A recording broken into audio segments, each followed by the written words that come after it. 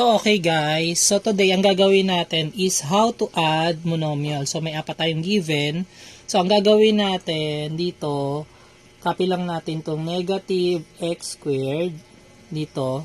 Then, dito, meron tayong dalawang positive x squared. So, ang gagawin natin, pag nagkaroon siya ng partner na negative and positive, ika-cancel lang natin. So, cancel to, cancel to. So, ang matitira will be x squared. Okay. So, next number 2, ito naman. So, meron tayo dito dalawang x squared.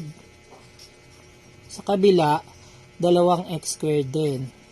So, since wala siyang positive and negative partners, ang gagawin natin, bibilangin lang natin yung magkakapares na sign. So, puro positive. 1, 2, 3, 4. So, ang answer will be 4x squared.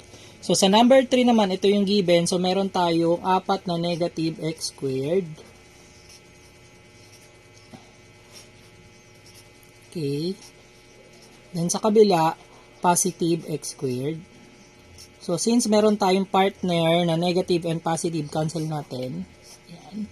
Cancel, cancel. So, ang natira, dalawang negative x squared. So, ang answer will be negative 2x squared. Sa number 4 naman, ito yung given. So, meron tayo ditong 4 na x. Okay, dito isa. Dito, tatlong negative x. Okay, so nagkaroon uli siya ng partner na positive and negative. Cancel natin. 1, 1, 1, 1. Ito cancel natin. 1, 1. So, ang natira is 2. So, answer will be 2x.